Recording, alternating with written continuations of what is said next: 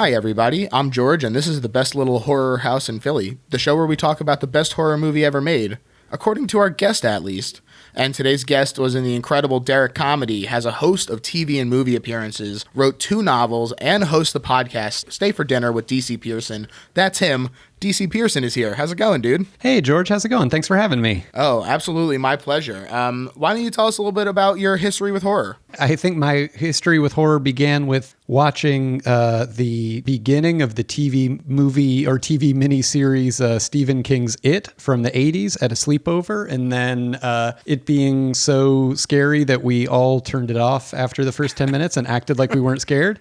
And then about 20 minutes later, made the kid's mom, whose sleepover it was, call my dad and have him come pick me up because I was too freaked out. A tale as old as time. Yes, exactly. So I think like a lot of people my age, I had a kind of push-pull relationship with horror movies as a kid. Like, you know, we would go to Blockbuster and I would kind of brave a trip down the horror movie aisle to, you know, see all the different cool, scary covers and think like, that must be the scariest movie in the world, and like, you know, freak myself out. But it often had more to do with imagining the content than actually experiencing it. You know, we were mostly watching like age appropriate stuff, I think, at that point.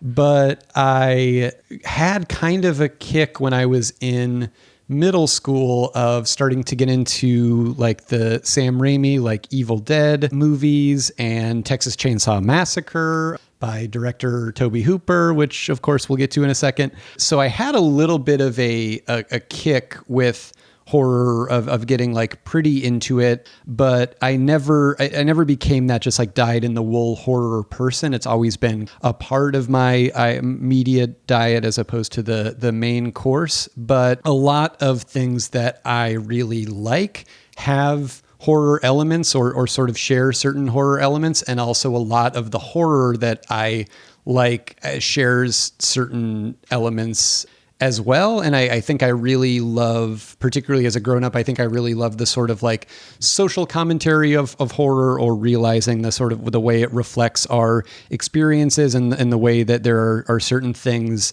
and certain topics that are very real and very grown up that can really only be explored, or can be explored best through this genre. I think is really interesting and cool. So yeah, so I think that would mainly be that's kind of the brief history of my experience with horror. So first of all, I just want to say that as many times as it's been a similar story with a guest, in that I had a very similar experience with horror growing up as well, but you're the first person who actually also was the It miniseries that scared them off. Oh, really? Yeah. Wow. For me, it was a school trip instead of a sleepover, but I was too scared to admit that I was very, very scared.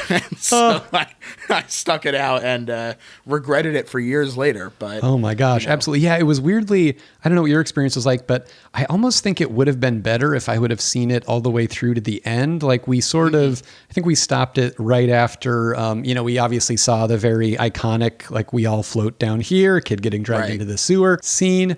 And then, it flashes forward and you're dealing with these kind of cheesy 80s grown-ups, but there's this really scary scene where the main character gets his yearbook down off the shelf, and then he sees his little brother's picture, and the picture winks at him, and then the yearbook starts, pulsing with blood. And that, I think, is when we were all like, this is stupid. We should do something else. This is actually dumb. We're bored. But years later, when I was home alone, and we weren't technically allowed to watch TV during the day if we were like home without our parents during summer vacation or something, but I would still, of course, sneak lots of TV consumption during the day and then just feel massively, massively guilty about it. And one summer vacation several years later, but not that many years later, probably like 4 or 5, maybe more. I don't know. I was like maybe in late elementary school by this point, or early middle school, was like, oh my God, It is on TV. I'm going to watch it, and I'm going to like confront my fear. Just like the kids. Exactly. Yes, exactly. Totally. I didn't even think about that. So I watched it all the way through, and something about getting to the end with the like giant spider and the whole thing, like, and partially I think this is just the resolution of storytelling and it's sort of built in, but I do think getting all the way to the end and sort of having the kind of like big confrontation and a big spider, it just somehow kind of demystified the whole thing to me. And I think also too, I was maybe a little bit older, so you sort of see how things are a movie, or in this case, a mini series. And that probably helped too, I think. So that robbed it of some of its mystical power. So when we were discussing what movie we were going to talk about today, both of the movies that came up were relatively straight ahead horror movies. And so I was curious about how you feel about like horror comedies, and if you like them or if they kind of take away from the escapism of watching a movie because you kind of just start analyzing it. Oh, wow. That's a really good question. I think that horror comedies can be great. I mean, like, as I mentioned, I was, the first kind of horror movie that I really adopted as my own was Evil Dead 2, which is pretty, it's very funny on purpose, kind of beautifully over the top. And there are things about it that are really super scary. And then there's other things that are just genuinely funny on purpose. And so I really enjoyed that. I liked that blend, and it was nice because it's like neither of those elements are apologizing for each other. And I mean, also, I would say obviously very, very low on the capital H horror scale, but Ghostbusters was, as I'm sure for many of your listeners, like a super duper important, influential movie to me growing up, and was genuinely scary to me, in addition to being silly and crazy and fun and over the top. Even just the opening right away when that librarian freaks out. Oh my gosh, absolutely. Like, yes. So scary. No, absolutely. So I think that there's no reason that horror comedy can't genuinely be scary in addition to being funny. But yeah, I would say like I was drawn a little more to, when I was thinking about this, a little more to just trying to think about, like, even though horror is not, as I said, like the sort of I guess kind of main course of my movie diet, what are, actual horror movies that I'm really drawn to? Yeah, I think I just like the idea of trying to explore, like, okay, where do horror and my tastes overlap? What's the Venn diagram? Is there a particular subgenre that you find yourself gravitating towards, or is it mostly just as long as it's exploring something in an interesting way? Yeah, that's a good question. I wouldn't say there's necessarily one subgenre. I mean, a really big, important kind of like actual pure horror movie for me at the age when I was first getting into horror and had kind of that kick was Halloween, which is obviously kind of the seminal, kind of arch slasher movie. Right. And I would say also, Texas Chainsaw Massacre, I really enjoyed at that time and did definitely, like, I liked the story of it and how it was made and thought that was really interesting. But also there's kind of the weird, based on a true story, kind of urban legendy stuff around it and all those different things. Yeah. And also it just felt kind of culty and fun and not something everybody knew about. So I don't know exactly what the through line would be, or if there's a particular subgenre, because I have liked a good slasher movie. Like I saw it's a movie you've already done, and I'm not surprised because it's so great. But the Strangers from like 2008, it 2007 maybe? So good. Oh, so good. And then in more recent years, I feel like horror movies with a strong element of social commentary, like Get Out or Us, I've found really incredible and very scary and fun. I mean, I would even say as recently as, the Best Picture winner from 2019, Parasite, I think has a ton of horror elements. And I think also one through line that I really like in a good horror movie that Parasite definitely has is when it's not steeped in a horrific feeling the entire time, when there's a sort of slow descent in there, and you kind of could start in a place where it's like, this movie could kind of go a number of different directions. I think that's definitely something that I really enjoy. Another horror movie that I recently loved that I did think about potentially talking about was The Invitation from a few years ago. Man. So good. I just watched it too, and my friend Darcy has been on my case to watch it since it came out. She's a huge fan of Jennifer's Body as well, which that director's also directed Jennifer's Body, and so she's been really pushing me to watch it, and I finally did, and it was as incredible as she said. Yes, and yes, just pure Karen attention Kusama, the entire I think. time. Oh my God, so good! It's brilliant movie, and again, kind of an interesting. There's an element of sort of social satire to it, and living in LA, I definitely identified to. Basically, for people who haven't seen it, I mean, it deserves its own whole episode. Hopefully, somebody will do it. But yeah, I think it will. Takes place at a sort of like party in the Hollywood Hills, and it's kind of playing this idea of like going to a party at maybe it's your ex's place or encountering your ex at a party, and they kind of have this whole different life, and it really makes you think about stuff. And also how far your like willingness to deal with weirdness because you don't want to be awkward about it. Like exactly. God. Yes. It's great, and that's totally. It's just so relatable, and you're just like sitting there like, how long would I stay if I was in the same shoes? And you know, not only is it their ex, but it was like a tragic event is what separated them, and so there's really like this undercurrent of like who's gonna be the first to like show their hand of not being totally okay. It's really great. Yeah. Oh man. Yeah. So good. If people haven't seen it, they should definitely check it out. I think it was on Netflix for a while. I'm not sure if it still is, but such a great movie. I'm glad you like that one. But yeah. So I don't know what the through line of all those would be. I guess all that to say, like, I'm a little bit all over the place. I don't have a particular subgenre of horror that I'm necessarily drawn to. Nothing wrong with being well-rounded. And so you mentioned your predilection towards Texas Chainsaw Massacre, of course, an incredible movie. And the movie we're talking about today is Tobe Hooper's, a movie that came out down the road, pretty much based on the strength of Texas Chainsaw Massacre is what got him this job. Poltergeist from 1982. We usually talk about the movie's place in cultural context here, but it's kind of hard to truncate a movie like Poltergeist because it's not only hugely influential in terms of the genre, but it also managed to really permeate like American culture in general. I don't just mean like, oh, everyone and their mother has parodied it, even though they have. I mean, Seth MacFarlane actually dipped into this well twice, but it was the 8th highest grossing movie of the year with $122 million made that year. It was nominated for Academy Awards in sound editing, score, and visual effects, losing to E.T., a movie famous for its score and visual effects. And its ability to deliver scares consistently, it receives accolades from groups like AFI, the Chicago Critics Circle, Empire, to this day. And so basically my point is, this is a big damn movie. Yeah, and it's also it's not rated R, right? Is it PG? Ooh, it might. Or no, not. I think that this is before PG-13. Gotcha. Yeah, it feels like it would have been it was a kind of a proto PG-13 movie. It feels like.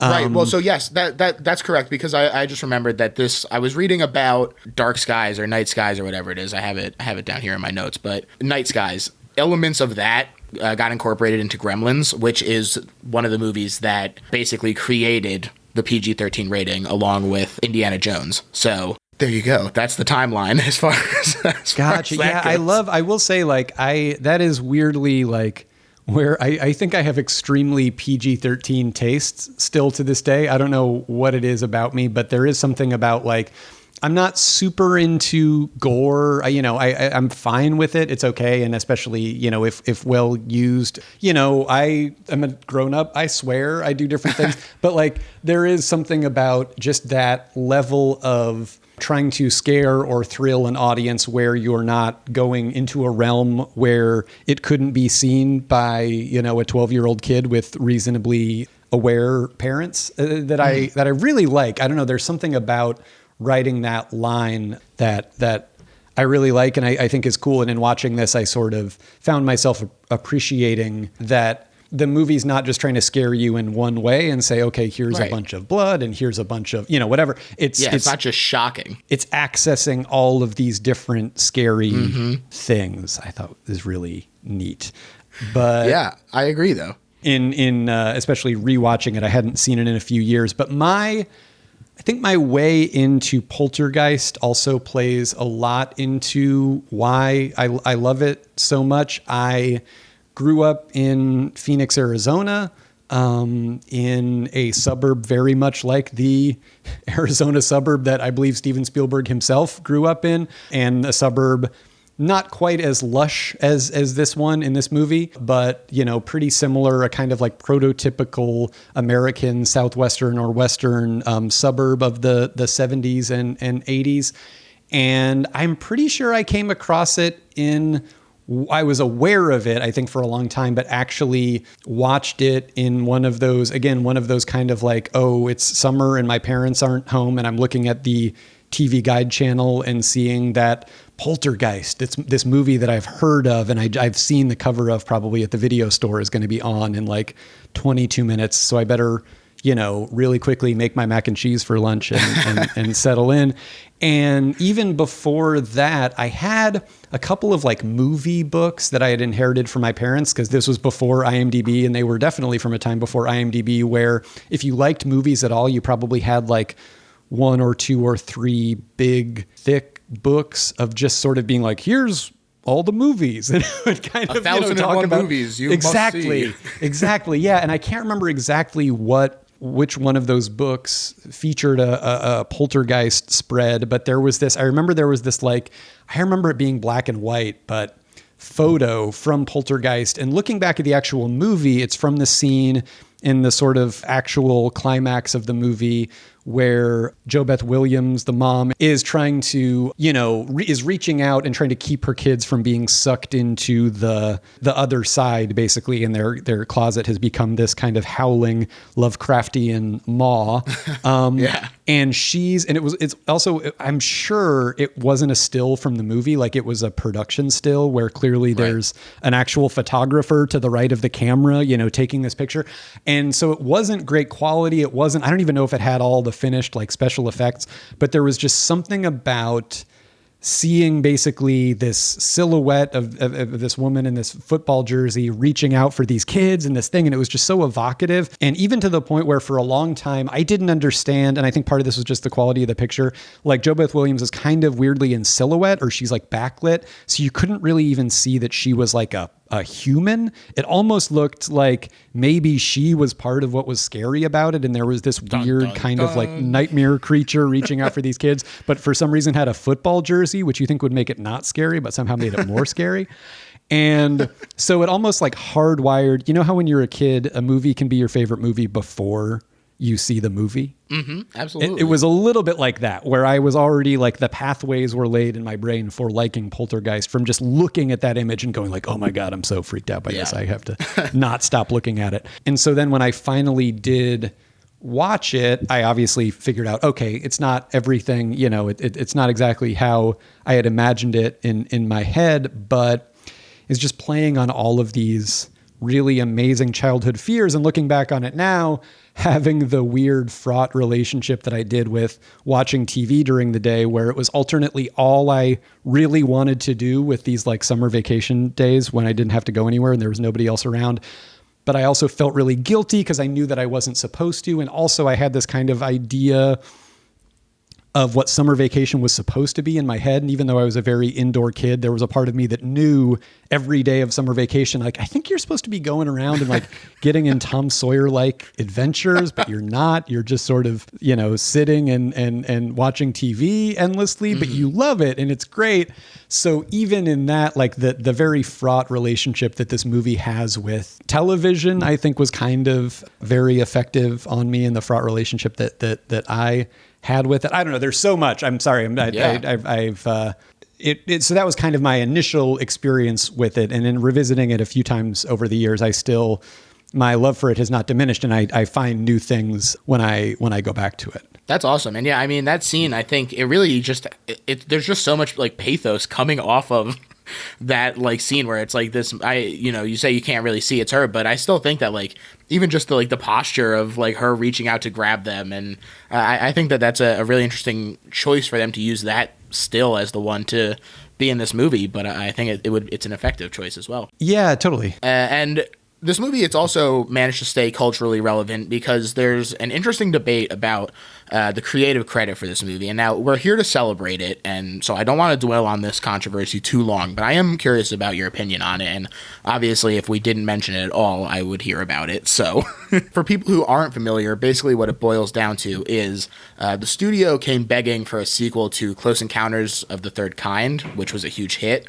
And Spielberg wasn't really interested in directing a sequel, but didn't want to have another Jaws 2 situation. So what he did was he decided that he would write the treatment and he would pick a director. And so he wrote this treatment called Watch the Night Skies, and he asked Tobe Hooper to direct it. And Tobe, at this point, had directed a handful of independent movies, including The Texas Chainsaw Massacre, which is what Spielberg was drawn to, but he hadn't done any studio films yet. And he didn't really love Night Skies, which was the script that emerged from this treatment. And so what he did was he took elements from it and he pitched Spielberg on Poltergeist instead. And at this point, other elements from Dark Skies were being fleshed out into E.T., and then a little pieces were going into Gremlins as well. So Spielberg agreed to produce Poltergeist for $11 million, and Dark Skies was shelved. But the problem arose when media outlets like Newsweek and Time Magazine started calling 1982 the summer of Spielberg. And obviously the studio leans into it because that's a very marketable name, and Spielberg is huge at the time. And this eventually erupts into such a fervor that the DGA had to get involved. Spielberg was apparently on set in his producer capacity an outrageous amount of the time. And he was giving interviews saying stuff like, Tobe isn't really a take-charge kind of guy. If a question was asked and an answer wasn't immediately forthcoming, I'd jump in and say what we could do. Tobe would nod in agreement, and that became the process of collaboration. And so this sort of lit a fuse of people saying that Spielberg was the one who was really directing it, kind of like Kurt Russell in Tombstone. Now, thankfully, in more recent times, the majority of the cast has come to Tobe's defense while still agreeing that Spielberg obviously had influence. I mean, that much is undeniable.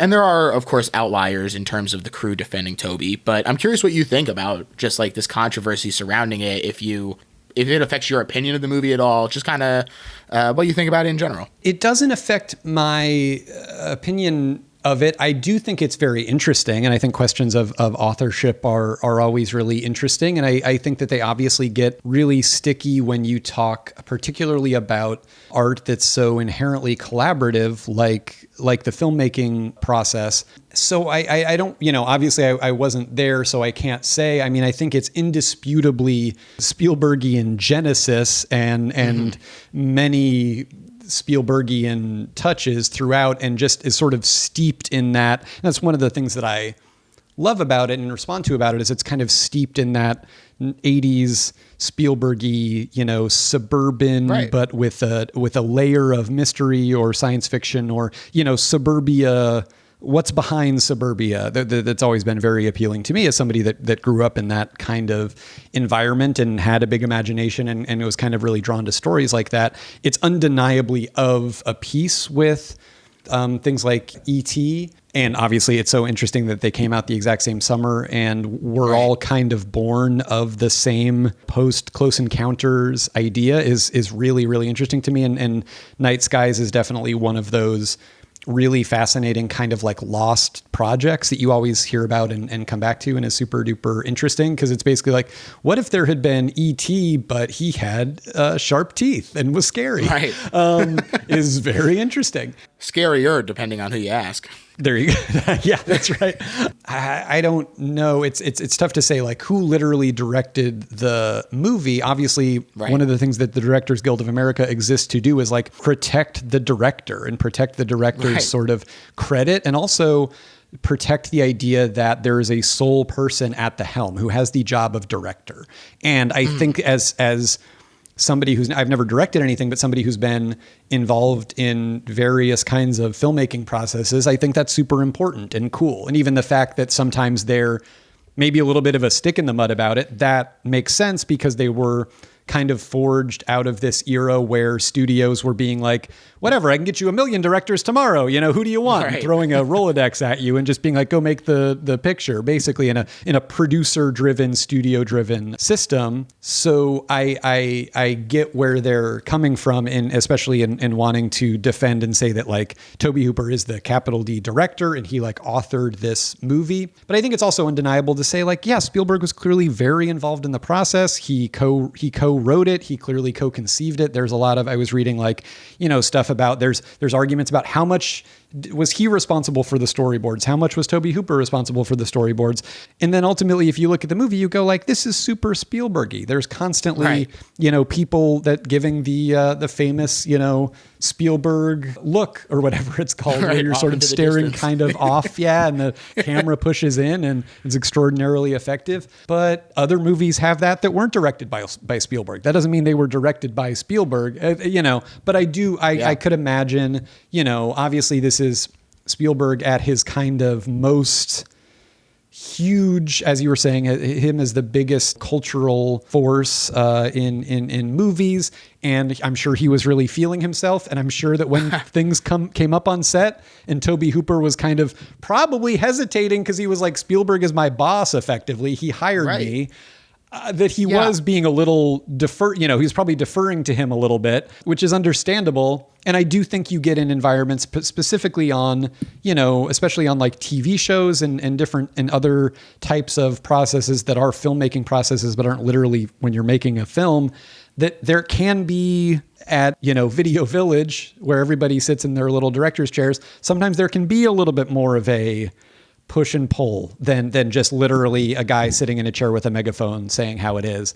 And it wouldn't surprise me that Spielberg would avail himself of that. And I don't think that's probably the only movie, hardly, where that kind of thing has ever taken place. But I don't think it diminishes Tobe Hooper's role any, because I think we both read a lot of the same stuff. A lot of the cast has credited him with being very hands-on, and if they had a question, he was the person that they went to and whatever, which I think is great. And I don't think that I don't think you need to say like Steven Spielberg secretly directed this movie to put it in part of in a Spielbergian universe, and just as somebody that's also a big fan of like music and musicians working together in different collaborations.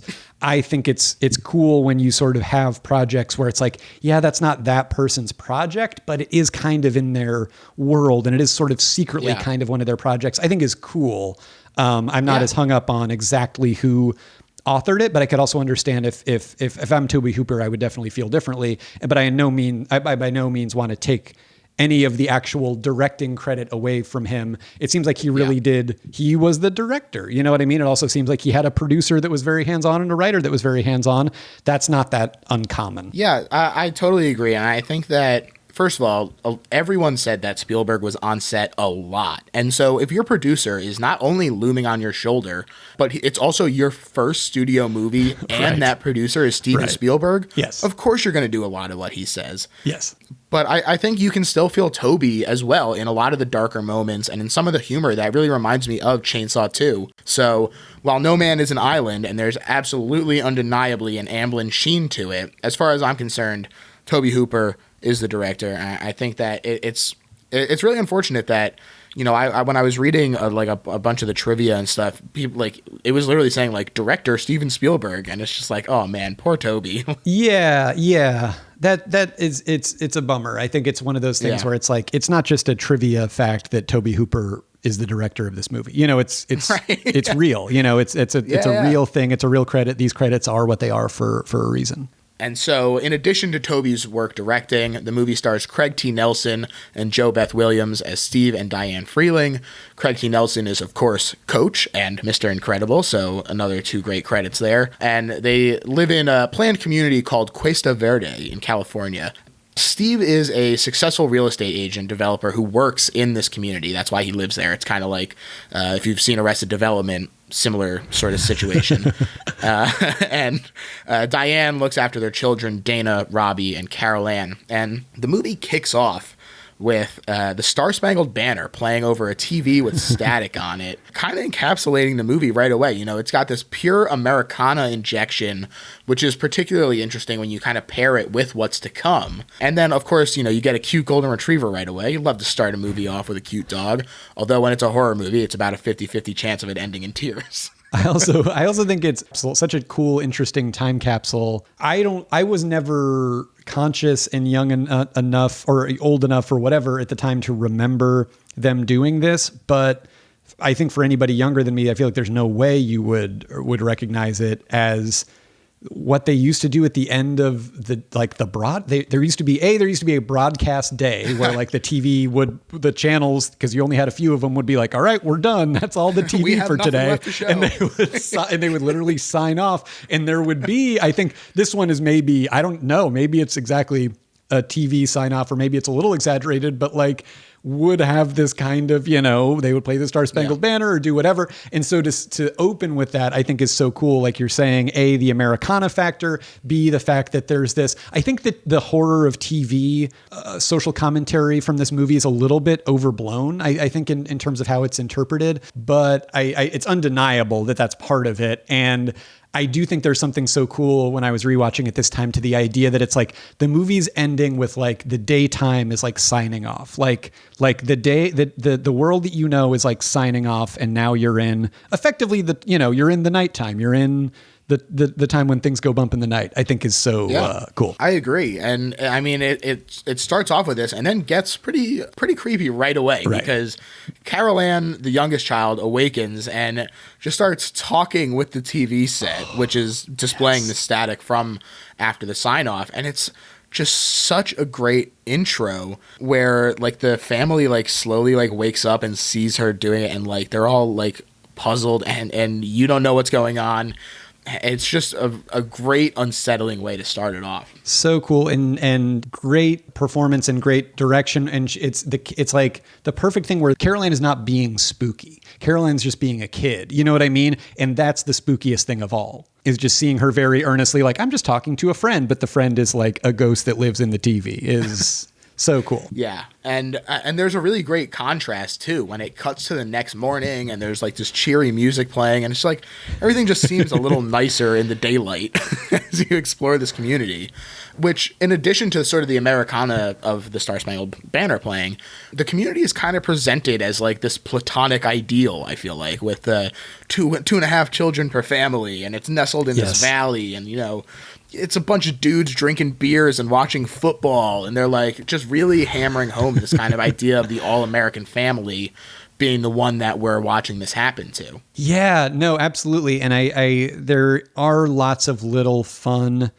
again, it's a Spielberg movie. It's not a Spielberg movie. You can go back and forth, but the Spielbergian little humor touches here, and some of them I think in the movie don't hold up that great or are a little over the top, but like there is something to just having that little setting the table moment with all these little comedic vignettes of these kids messing with this guy who's coming toward the house, and he's there and he's excited about watching the game. And you also then get this sort of like, TV American family satire of like everyone's TV obsessed and they're all kind of, locked in so much that they don't notice that like there's a beer that's been split open that is literally like beer fountaining into the middle of the living room, is really fun, and does kind of like, I do think it reminds you the going from the cold open to this really does remind you, I think, of the feeling of being a kid when something's scary in the middle of the night, and then you kind of wake up and it's daytime and you can't really remember, but there's that little feeling in the back of your head of like, wait a minute, but it kind of gets washed over by just sort of like, oh, it's a normal day. My family's doing normal stuff. Yeah, it's sort of out of sight, out of mind at that point. And like you said, everyone is locked in on the TV, and I think that this joke really works for me, where the TV switches by itself to Mr. Rogers singing "Won't You Be My Neighbor," and it kind of feels like a threatening implication where you're like, oh my God, is the ghost threatening them? And then you find out that it's just the neighbor being close enough that the remotes work on each other's TV. Really made me laugh.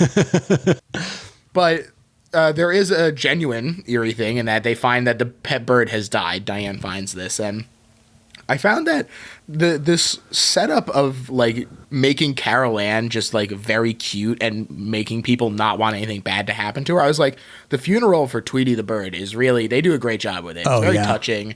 But also I think that there are sort of these paranormal undertones that reinforce what we've already seen, where, maybe she's just being a kid when she says that Tweety doesn't like the smell of the cigar box, but also, she was just talking to a ghost. Maybe she's speaking to his spirit, who knows what's going on there. And, these ominous dark clouds are rolling in literally and figuratively. So yeah, just a really interesting scene. Absolutely. And even kind of just it's the sort of thing that makes you as a screenwriter jealous, but then also you're like, if I did it, would it work? Is it too on the nose? But you're like, oh, it's brilliant. Where it's just, you're kind of, and this is what a big thing that I responded to this time around watching this movie, is it's dealing with such incredibly fundamental themes. And I mean, most great movies are, but it's really just dealing with fear of the unknown. What is scarier than the fear of the unknown?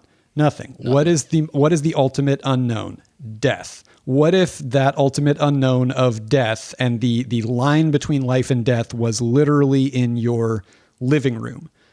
Well, the truth of the matter is, it is. It is. And it is. It is. You know what I mean? Like it absolutely is. And people die, and it can happen in the blink of an eye in an otherwise normal, life. And so I really think that it's no coincidence, I guess, all that to say, that this is what we're sort of opening the movie with. And this sort of like, you're seeing a kid have their first experience with death, which is mostly, if they're lucky, most kids' first experience with death. And in many ways, part of why parents want to get pets for their kids is because eventually the pet's going to die. And then that's how a good kind of way to talk about this very scary idea of mortality.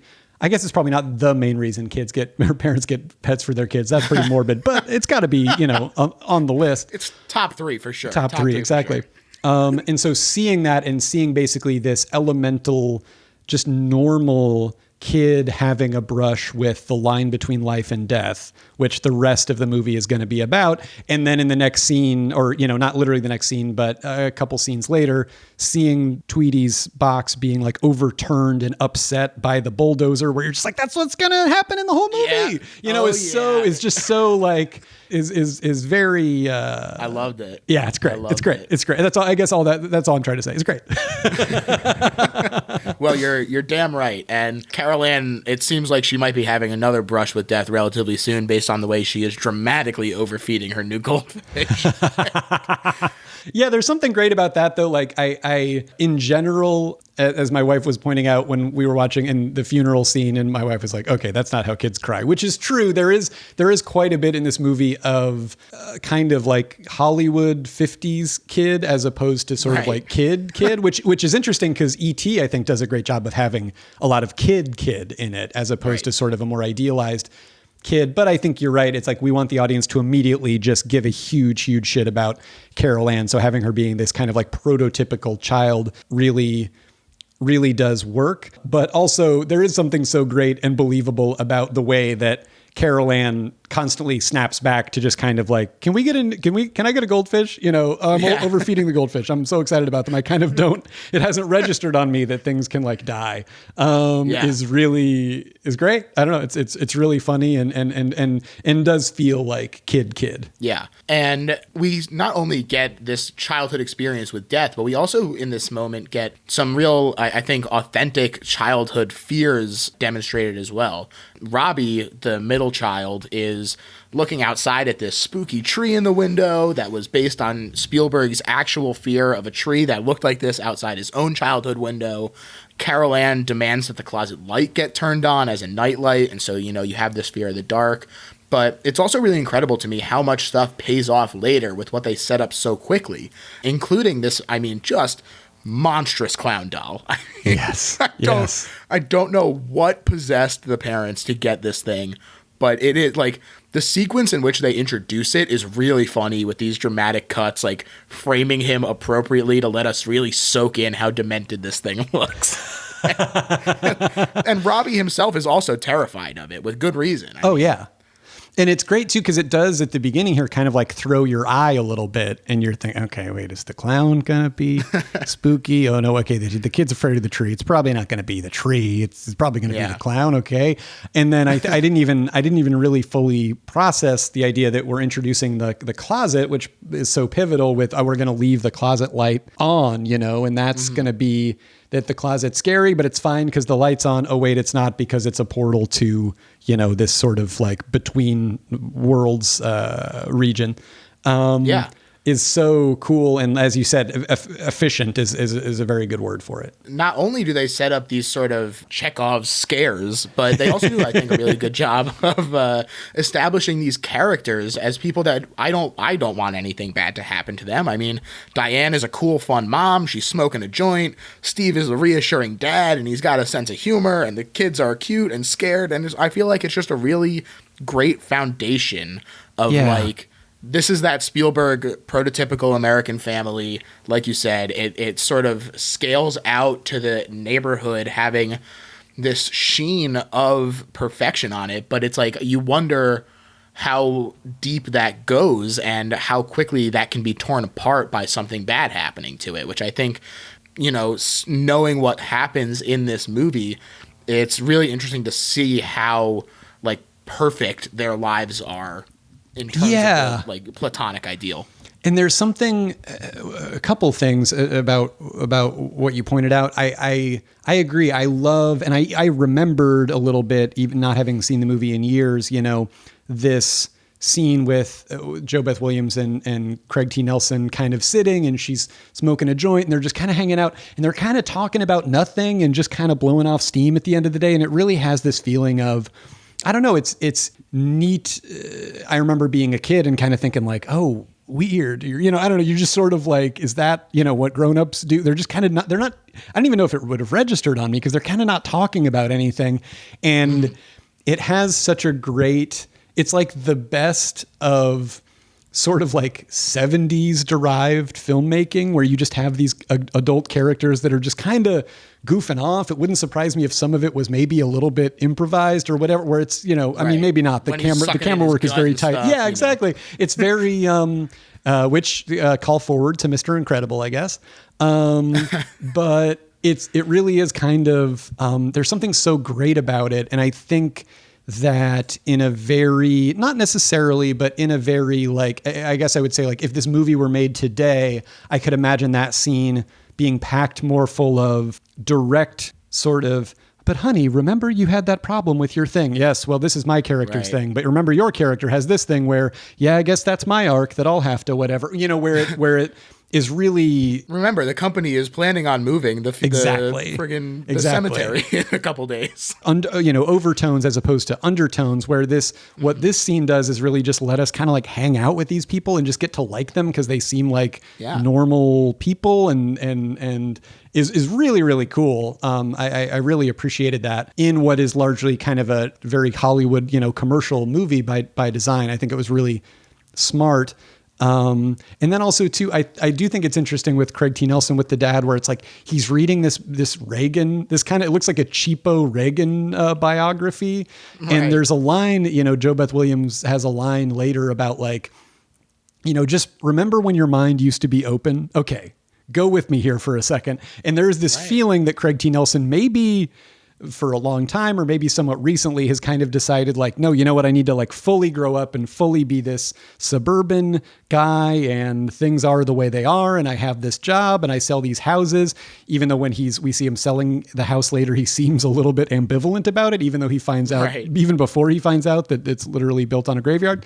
And there is something kind of cool about that. But again, it doesn't feel like an overtone where they need to fully ever make sure that they bring that in for a landing, and it's in bold in the script and there's no way you can miss like, okay, we did his arc. It's again, all that kind of like undertony stuff that's so great. Yeah, I totally agree. And it feels very realistic, and it's a nice cut where they are asleep all of a sudden and they've fallen asleep with the television on. And again, like you said, I agree that sort of these TV is evil is overblown in terms of the way that people look at this movie, but there certainly are elements. It's definitely there. And I think one of the things that made me like that element of it more was in recent years learning, I can't remember what I was reading, but something about Spielberg where he's definitely was, I'm sure probably still is, but like was such a big TV fan. You know what I mean? Like he loved TV so much that he would like, he insisted that they, back before DVR or the internet or anything like that, that like episodes of, and it wasn't even like some really cool show, I don't think, but like that some episodes of some just like network drama or cop show or something be like taped and like brought to him overseas, like next day air when he was shooting something overseas. Gotta have his stories. Yeah, you know, and just kind of like there's something so cool about that you just imagine him being like a little kid in the 50s in his cowboy hat in front of the TV, just like, okay, what's going to happen this week on Gunsmoke, you know? Right. And so I think it's like, I think I used to think of the TV thing in this movie as basically a movie person saying, no, TV's bad. And I think in this, it's sort of him saying like TV is very seductive. And I think it works even better if you view it less as a thing about literally TV and more as a thing about kind of like, I don't know, you know, things that can kind of distract you from what's actually going on in your life, whether that's selling tract homes or bad TV. I don't know. Yeah, I think that's a really great framing of it. And it definitely is sort of the way that, you know, the fact that they've fallen asleep with it on still and that it's sort of just there all the time as like this comfort for them. And, you know, certainly it's not quite the same now that there are 24-hour TV schedules, but when you had these sort of staticky sign-offs, you know, it's just like this warm tone. It's some nice white noise, you know? Oh, yeah. You could fall asleep to that. Absolutely. And to give Carol Ann some credit, I don't know if you ever did this, but like when I was growing up and you had the like standard def TV where if you didn't have cable or there wasn't a channel on that particular channel on your TV and it was just static and you got really close up to it, it looked cool and weird. Like it was a cool, weird little, it looked like weird little bugs or something. It was really neat. Get a little shock from the static. Absolutely. That was a whole afternoon. Absolutely it was. And so Carol Ann, she wakes up after this sign off and she does go over to it and she gets real close and she's just like entranced by this TV as these whispering voices start up and suddenly a ghostly white hand emerges from the TV. And I'm like, look, maybe the effects don't hold up perfectly in today's world, but like if you put yourself in the time period, not only is it pretty impressive, it's still, I think, a fun jump moment when it first comes out. Yeah, I would agree with that. I think that, this literal effect held up for me maybe the least of any of the ones in the movie. But I agree with you. There's just something about it that's so evocative and cool. And I agree. Like in that initial moment of the thing coming out. And then I think ultimately the story point that it's trying to get across where this thing's going to come out and kind of like infuse itself into the home is very effectively done, I think. Yeah. It creates this like weird portal in the wall and it disappears right before an earthquake starts. And as the shaking subsides, Carol Ann does the iconic "they're here." Man, it's so easy to see why this became like a moment that people latched onto. Yeah, absolutely. It's so ominous. It's like enough creepy stuff has happened that you're on edge, but like you know that there's so much more to come. It's really, I think, just a perfect sort of like tipping point of like, all right, end of Act 1. Oh yeah, absolutely. And in watching it again, because it is tough to separate those iconic moments sometimes out from the fact that they are iconic moments and you sort of know, okay, here it comes. But just watching it again, it's like her inflection is not spooky. It's context that makes it spooky, and the fact that she's a little kid and little kids, especially in horror movies, are going to skew creepy. And we've now heard the whispers this time too, because the first time we didn't really hear it, and now we can hear that there is something there, something that's talking to her, and we've seen this hand come out. And so not only are we like, okay, it was weird when she was doing it before, now the fact that there is confirmation that there's something there, I think really just brings it to a whole nother level. Absolutely. Yeah, no, for sure. It's great. Construction on their new pool starts the next morning, and this is the moment where the excavation disturbs the freshly buried Tweety. Like we said, extremely appropriate, and weird stuff starts to happen at breakfast. A drinking glass of milk just spontaneously breaks. It's a cool break too, where like the bottom just kind of like shoots out. The spoons and like they just start bending on their own. The dog barks at a spot on the wall where the hand went, and the chairs like move and stack themselves. And it's all stuff that's nothing harmful, but it's all very, very freaky. Absolutely. And I there's something so great about, and again, I come back to this idea of like daytime and nighttime when you're a kid, and nighttime sort of being the time where it's like, oh, when I have to go to sleep, it gets pretty scary. And I don't know if I'm going to be able to fall asleep. Am I going to freak myself out? You know, what's going to happen? But when it's daytime, everything's safe and everything's normal. Creepy stuff happening in the day, if you can do it right, so much creepier than nighttime stuff. And I think this movie is in this scene particularly is a big contributing factor to my belief in that. There's something so much more eerie about this stuff happening at breakfast. Yeah. One thing that this scene does really, really well that I also love about it is that Diane seems to take Carol Ann's explanation of quote unquote the TV people relatively seriously pretty quickly. Because, I mean, how do you ignore something like these chairs moving? It feels much more realistic for her to take it seriously. But in a lot of lesser movies, I mean, the mom would just blame the kid to create cheap conflict. You know, they would get grounded and then, oh, I didn't do it. I think that the fact that she is like, I don't see it, but like, it seems like maybe there is something here is a really great way to differentiate itself from other movies like it. I agree. I think that there's, in terms of, again, like not layering on who these characters are, you know, who Steve and Diane are just from them saying it or other people saying it about them, but we get the sense that Jo Beth Williams is maybe like kind of bored and is like, you know, she's probably somebody who feels like she was cooler before, and, you know, she smokes pot and she's cool and she's relatively young, but she has, you know, a bunch of kids.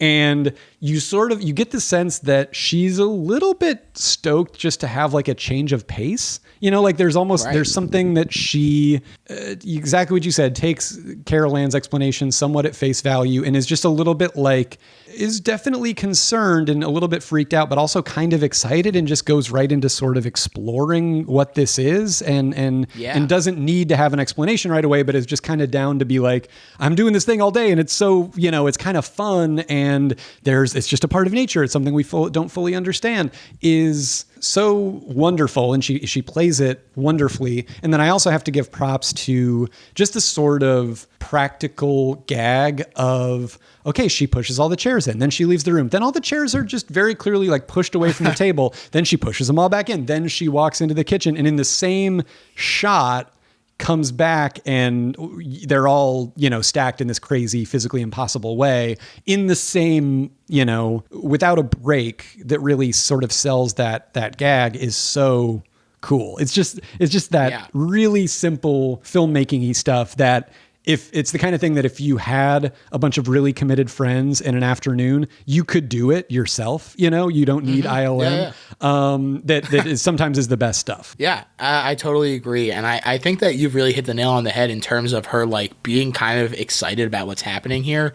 She replicates it for Steve, and this kind of crystallizes that where I love the shot here where the chair is like really close and it's just gotten pulled and it's what's in focus, and you just see the reactions of the family out of focus in the background, and like she jumps and is like woohoo, and Steve is shocked, and like I just really loved that shot. Oh yeah. And this is also where I'm no cinematographer, but this is where I feel like again, not a Spielberg movie, but Spielberg produced, Spielberg written, your Spielbergy like anamorphic lenses are really rocking out, where it's sort of like the frame is really, the image is really kind of wide and it's fuzzy around the edges. And it just like 9 times out of 10, if you've ever been like, that's really cool and Spielbergy with a given image, that's part of what is selling that. And it's really just like rocking out at this point in the movie. And I love that thing, because sometimes you see it done in lesser movies and it doesn't quite work. But when it's well done, there's nothing I love more than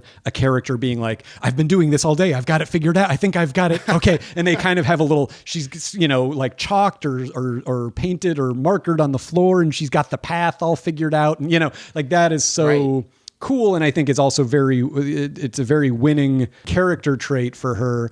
And there's something that is so plausible about it that feels like if my mom had discovered something like this and I came home and she kind of had it all, this is maybe how she would do it. And it just feels very it's sort of selling the whole thing and the way that our reality tips into this reality. Absolutely. And so there's an interesting cut here between scenes that I would like to talk about, because reportedly they had to cut part of this scene because Diane has been promising that they're going to get Pizza Hut afterward. And so in his astonishment, Steve said something like, "I hate Pizza Hut."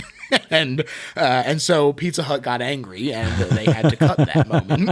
But that's hilarious, because it is. Yeah, I agree with you. There is a little bit of you're like, did I miss something? Was this supposed to be, how motivated was this cut supposed to be? Right. But so here's the thing, though, is that I think that with the dazed look on Steve's face, that is what the focus is on right before this cut. I think it does actually still work as him like being in shock and just kind of like blacking out for a second as like Diane is explaining what's happening, especially based on the way that they're acting in the following scene, where they are just babbling like loons when they go to ask the neighbor if he's experienced anything weird.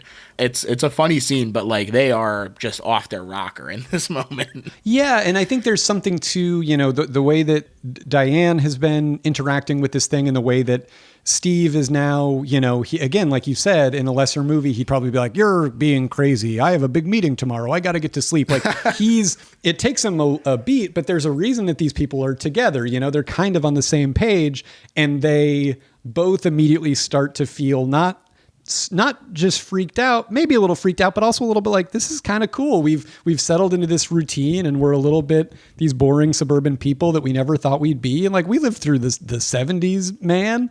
And then all of a sudden, they start to have this thing that's happening to them, and they kind of go like, this is kind of cool and unexpected. And you get that in the next scene where, as you said, they're a little bit like high off of it. And that's definitely, I think, what we're meant to believe from the neighbors, that the neighbors right. Sort of going like, "Oh, these people are really weird or high or whatever," is kind of the comedic premise of that scene. And it's sort of, I don't know, it's fun. It's like really a fun, interesting, different way where it's sort of like, at this moment, we're in a lot of different kind of Spielberg-y, you're in suburbia, but a doorway has opened to the potential for something more. And it could kind of go in a bunch of different ways. It could kind of be like, this is just going to be, we're going to maybe go to a different fantasy world that exists through this closet, or we're going to, aliens are going to come and we're going to be moving stuff around with our minds, or what's going to happen.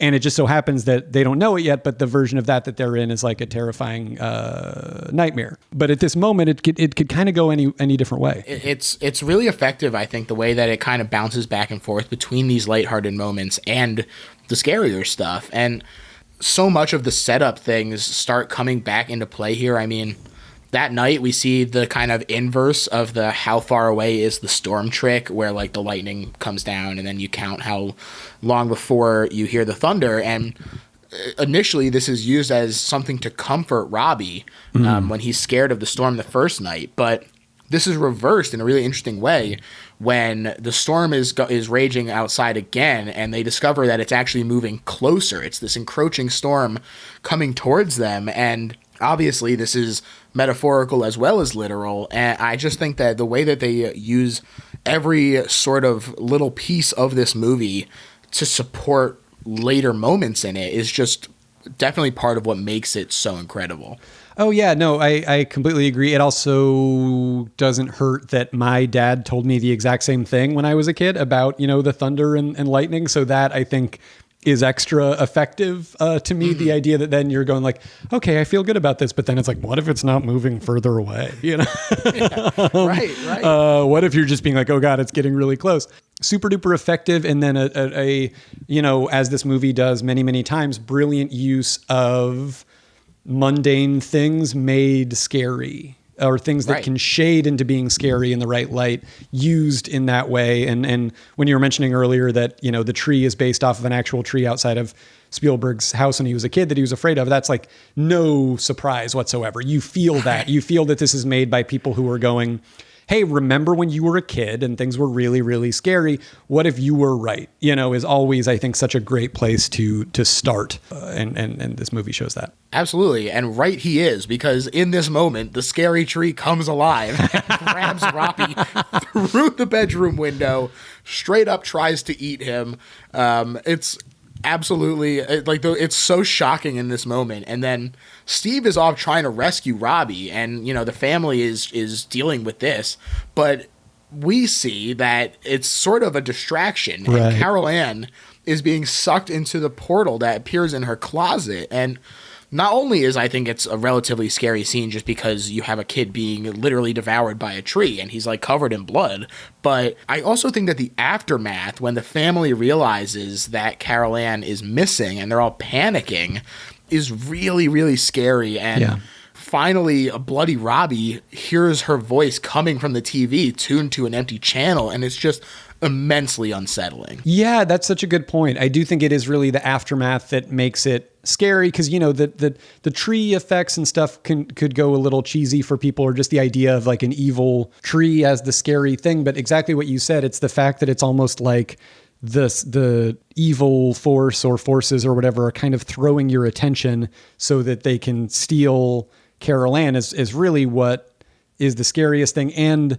that moment afterward, it's when they're all running around and the mom's being like, oh wait, okay, you found her. Oh wait, you did. Oh no, you didn't. Oh God. Like that moment. I think that, I don't have kids. I've never had to have that what I could imagine just being an unbelievably terrifying moment of thinking maybe you have lost track of your kid, but like her thinking she's going to have that moment of relief and then not having it is so scary. And then having it, exactly what you said, having the other kid. And I think this is that kid's best moment, certainly in the movie, super effective of, he's the one who's kind of realizing where she's gone is so effective. Yeah. And I think that while maybe less people have experienced the being a parent aspect of it, I think that it's probably similar to a scare that a lot of people have felt, in that, like, when you're a kid and you get separated from your parents and you think you found them and you grab them and it's the wrong person and you're like, you're not my mom, and you look around and they're gone,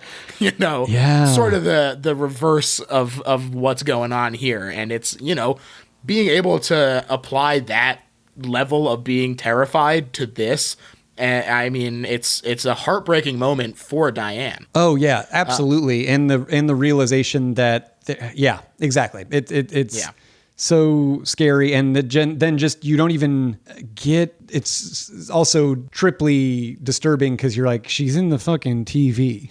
You don't get a relief. Like, this is the first one where there's not an immediate relief from the scare. It's just great. And then a group of parapsychologists from UC Irvine, Dr. Lesh, Ryan, and Marty, come to investigate. Beatrice Straight, in particular, does an amazing job here as Dr. Lesh. She's great in Network, too.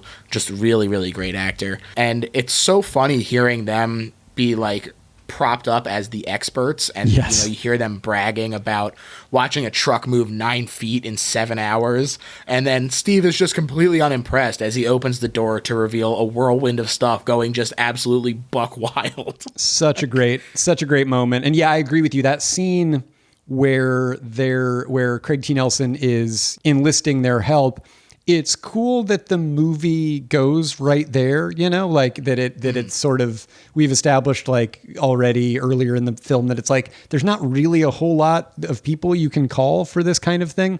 And then she is so great and has that kind of a weird, slightly otherworldly energy, but also has exactly the energy you want from when you are in a really scary situation and there's somebody that's just going to come along and be like, I'm going to help you. It's going to be okay. But there's a little bit of that person inherently has a little bit of the ghost on themselves. They're a little bit spooky or a little bit weird, like there's that too. And it's so neat. And that scene is so great. And that the sort of like the fact that you don't really see, I think, the reverse of Craig T. Nelson until the very end. Just really great camera blocking. Just such a great scene. Tells you so much so fast. I agree. And basically what it boils down to is they determine that the Freelings are experiencing a poltergeist intrusion different from a haunting, in that a haunting affects an area, like a house, as opposed to being associated with an individual. Duration is also a factor, but basically they say that since Carol Ann is the first birth in this community, she was born in this house, that's her life force is what's attracting them. And so that's what makes it a poltergeist. But I'm going to go ahead and I'm going to spoil part of this movie for people who haven't seen it already. That's not the case. This whole title of this movie is a damn lie. We find out that it's because it was built on the graveyard. And so it is a haunting, not a poltergeist the whole time. Yeah, that never feels fully resolved to me. You know, like it almost feels like there were a couple of different versions of like pages flying around, and it was a little bit the 80s. So everybody didn't quite, wasn't maybe fully keeping track. Yeah, ignore it. No one will know. Which is fine. Like I that's always the least interesting. And I'm sure I'm not the only one who feels this way. The least interesting part of any horror movie or anything like this is the big explanation. Right. And so it doesn't really bother me, because also I think it also underlines that these people don't really know what's going on. And there's also some it wonderful... doesn't actually bother me either. No, I know, but it is, you're right. And I did, even watching it, revisiting it this time, I was like, wait, I thought a Poltergeist was the house one, because this whole movie is the house, right? Wait, what? But that said, this movie, I think, never, and this will very much be true later, it pulls off a neat trick where the more it explains stuff, it doesn't diminish the scariness for me. And it kind of serves you up exposition in these really great ways and does a lot of really neat sort of drawing your eye to different stuff. There's tons of great, comic relief in this scene. And this is where I think you get back into that kind of, hey, if there was a weird ghost in your house, part of it would be really scary, and then part of it would just be kind of weird and interesting and kind of a little bit fun. And you get to see that these people are so focused on rescuing their daughter that everything else about their insane, crazy, haunted house is normal to them now. And they're just sort of, she's like, oh yeah, you got to be quicker than that. Also, I don't know why that guy was trying to take a picture of a light flashing. Would that have been the least inspiring picture of all time? But the lens cap moment is so great, that him realizing he still has the lens cap on, and it's a nice, again, don't want to keep bringing everything back to Spielberg, but he's involved in the movie. But this is also just a through line that a lot of good movies have, not just Spielberg movies, but when you're able to effectively intersperse, moments of levity with your thrills or scares or whatever else you're trying to achieve, so much more effective, because that's how life is. Life is not, no matter what you're going through, life is very rarely all one mood. Something will come along to break up that mood, and it will make the ensuing horror or sadness or whatever that much more that. One other thing that I really like about sort of how this movie approaches the family dealing with this haunting is that while I think that it could be interesting, I think that the choice to sort of skip the testing moments is really smart, because we get to see, like, we understand that they've been working at this for a long time, and we get to, instead of see them slowly discover it, when they're showing how they talk to Carol Ann, and there's just so much anguish from the family in this moment, and like, you can see how much it hurts them that they've gotten this far, and that this is sort of the wall that they've reached now. They can't break through this one moment. They know she's there, and knowing that she's there is almost worse because she's just out of reach. And it's counterbalanced with this really nice scene where Dr. Lesh is talking to Robbie about ghosts and, sort of the ethical dilemma that is inherent with, like, oh, these people are being trapped here by some desire or another force or something. It's just, I think, a really good couple of scenes of like actual acting where it's like, sometimes in horror movies that can fall by the wayside, where they lose their focus and they just start being like, okay, throw scare after scare after scare after scare.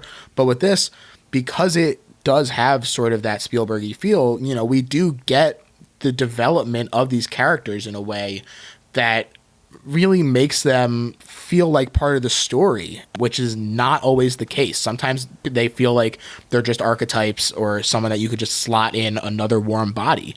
And that, I don't think that that's the case with this movie. Absolutely. And I one thing I was realizing watching it back this time is so much of this movie is actors just talking to a disembodied voice.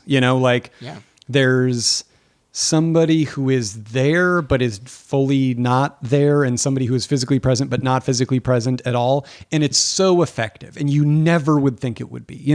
Nothing about filmmaking rules or anything would tell you that just pointing a camera at someone yelling at a person that they're trying to reach, but they can't see, and is sort of, almost like the radio or something, is so emotionally effective. And I do think it really is a testament to the directing and the acting and the writing, because it's so effective. It's so incredibly effective. And also I think that so much of, even though I think this movie does a great job many times of showing rather than telling, in terms of like, Steve and Diane's relationship and the way these characters are, it also has an incredible amount of just telling. We never get to see the other side. We never get to see exactly what it looks like. We just have to kind of imagine what Carol Ann is going through. And there's these descriptions, and they're so short and evocative and emotional of what she's, you get to have to imagine sort of what she's afraid of, but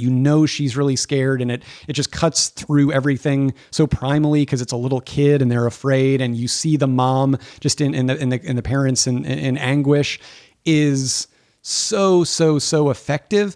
And nothing about, the sort of bedrock rule of show, don't tell, and it's a visual medium, would tell you that this would be as effective as it is. But I do think it's a testament to the power of acting and the power of, especially, I've never seen this in a movie theater, but why sometimes you should go see dramas on the big screen, because seeing a great actor's emotions 30 feet high is so incredibly compelling. And that it's a cliche, but that can be the best special effect money can buy, is so cool. And then I think too, I don't know, I do think there's so much about this movie, not to get too whatever with it, but like, right now, I mean, I don't know when people will be listening to this, but when George and I are recording this, it's like it is in the quarantine in the midst of the pandemic and stuff in the spring of 2020. And if there's a different time period than this, absolutely let us know what it's like. We would love to know. But there is something very evocative or effective, I think, about this movie, particularly at this moment, of this idea of being like separated from people, but they're there. I found that to be a little bit emotional at this moment, or it kind of hit me in a different way, I think. Yeah. And then also too, the idea that like, I don't know. I think it's going to be true in so many different moments in this movie. Like the idea of like having these actors just talking to this little kid's voice that was probably, when they were actually shooting it, the script supervisor very casually reading off, between cigarettes, "Mommy, I'm scared," and then it's just really a testament to the director and to these actors. It's so great. It is. And I also really like that it's not, they don't do this at the expense of scares though, because I mean, just the very next thing, in the middle of the night, Ryan has some truly messed up hallucinations, including a steak crawling across the counter, then turning itself inside out, his food rotting and having maggots on it after he was eating it. He claws his own face off in the bathroom. And I mean, first of all, maybe it looks a little goofy now, but I still think that it's relatively effective when you see the like drops of flesh like in the sink. Those still look great. And the hands are actually Spielberg staring at the fake face, because they only had one copy of it. And so they were like, we don't trust ourselves to not screw it up. So if you mess it up, then you're the one who's responsible for it. As oh, wow. That's crazy. He did it. Huh. Yeah. And, I love, certainly there are some CGI moments in it that maybe don't hold up perfectly, but there are plenty of practical effects in this as well that I think do hold up really fantastically. This crawling steak was done by using just a straight up real steak, which was laid over like a slot cut in the tile in the countertop. And they just had 2 wires fastened to the bottom of it and just made it crawl like a caterpillar underneath it, from like an operator just hiding underneath the counter. This is sort of the similar thing with the chairs. It's just people creating this sort of set and setting things up onto the table, or when they're moving it across the floor, it's someone with a wire underneath wobbling the chair and then dragging it across. Things that are simple but really, really still work. Easier to look past some of the effects that maybe don't hold up quite as well. Yeah, I think it's the fact that they're doing all of these different types of scares, so you never quite get comfortable or see, literally, see, or figuratively rather, the wires, a little bit. Like you can start to, if a movie does similar tricks, you know, too many times, I think is so great. And the fact that like, as a kid, I think you always think you want to see the source of these things. You want to see the big bad, you know, what's causing all this stuff. We want to see into the evil world where all this stuff is happening with her. And it is, you know, from Jaws all the way to now, and it can be a little bit overblown, but there is something about not getting to see that and see where she is and just see the manifestations of it. And I think that can vary in effectiveness throughout the movie, how those manifestations manifest. Obviously, you know, different ones of them hold up in different levels, but I think like taken as a whole, the variety of scares and the way that this movie keeps you on your toes, and the fact that the scariest thing, this place where the living and the dead or the dead are realizing that they're dead and actually passing into death, you don't actually really get to fully see. And when you do see these like souls, you're kind of only seeing them on grainy video, which is very effective, is so cool. Yeah, and it's kind of beautiful too, watching these spirits like move around the house like that. And you sort of can put yourself in their shoes of like the fascination of watching it. You know, we're doing the same exact thing. We're staring at a screen, watching these lights move around, and we're fascinated just as they are. I agree. I think that it's really effective. And, you know, it sort of plays on our knowledge of, like, we know sort of what ghost movies and stuff look like. And, you know, it sort of leverages this knowledge of like, oh, the little scribble meter, you know the one, it's scribbling. Yes. And like it stops being a thin line and it turns into a wall of blue. Yes. No, absolutely. And yeah, and I don't want to brush past either. You mentioned it, but I just, to circle back to it for a second, Dr. Lesch's monologue again about where she's, you know, talking to Robbie about, you know, ghosts and why people don't want to go to the other side and whatever. You know, we've seen it before and since, I think, so many times in movies and explanations of ghosts and what are they and whatever. And on a basic, you know, dialogue level, it's cool, but it's it's fine, but it's not like, it's so much about her performance, I think, and selling the authority of being this person, while she's also not, as a kid, I feel like, or even as a grown up, not giving you a fully satisfactory answer. And she doesn't even fully know exactly why these things are the case. And I think that sort of speaks to the sort of central, you know, mortality theme of this movie, of sort of going like, but wait, why is it like that? And why don't people know they're dead? And do they want to be dead, or do they not? Or what, how aware are they? That is so inherently terrifying, and is the kind of thing that when you're a kid and you first learn about death on up to literally today is the kind of thing that is the most, like, I think the most innate fear possible is just like, what happens? Why do we have to die? What happens afterward? So scary. And so there's something that I think is so effective about a lot of that coming across in just this doctor giving this speech where she's not trying to be scary and say, oh my gosh, it's so scary. She's trying to just explain it and say, this is what happens. And that is both a moment you get to catch your breath and also a moment that I think like underpins a lot of the scariest stuff in the movie. Yeah, she's sort of this reassuring figure, not only in that moment, but in the next morning when they're sending the kids and the dog away to keep them safe. Like, she hugs Diane and promises that she's coming back. And it's like a really nice moment where Diane is so relieved to have someone who not only believes them, but is willing to try and help.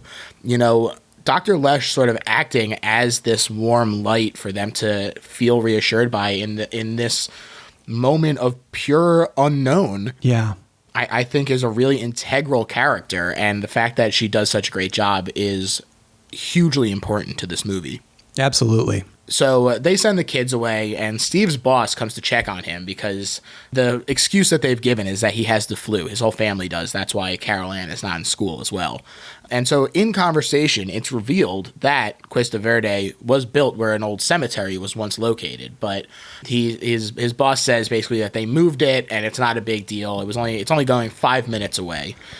And I think that it's an interesting moment and sort of this like Steve is upset by it, but he's also like, I guess, like, it's not so bad if it's only 5 minutes away. Like, he like justifies it to the spirits around it, which I think is a fun moment. But I mean, obviously it presages the whole kind of, again, the sort of, I think, like, second most, influential kind of cultural meme moment of this movie of, right. You move the headstones, but you didn't move the bodies, that this kind of calls forward to or sets up. This moment where Craig T. Nelson is on the hill with his boss, to me is weirdly one of the, as Zelda Rubinstein will say, this house has many hearts. One of the hearts of this movie. This movie has many hearts.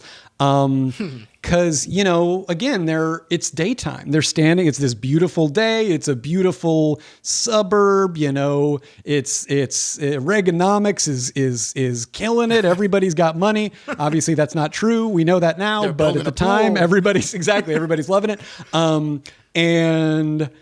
And so everything is beautiful, and in the midst of is it Shakespeare? I don't know. Is the Bible? In the midst of life, we are in death. You reverse indeed. Shot there. It's the fucking graveyard, and. Right. And to me, the thematic heart of this movie is when Craig Robinson, Jesus Christ, although I would watch that remake. When Craig T. Nelson says, how could anyone have a problem on a day like today? Mm-hmm. I think that's so like important, that kind of, it's beautiful, it's sunlit, it's suburbia, but you're still inside of life, and the opposite of life is death, and it's fucking terrifying. And the most terrifying thing is that it can happen at any time. And I think part of the reason that this movie still resonates with me so much is to get personal for a moment. When I was my mom passed away when I was like an adolescent, like 12 years old, and she had been sick for a long time, on and off. So it wasn't entirely unexpected, but when it finally did happen, it was somehow somewhat unexpected to me as a kid. Right. And obviously like sad and terrifying and scary.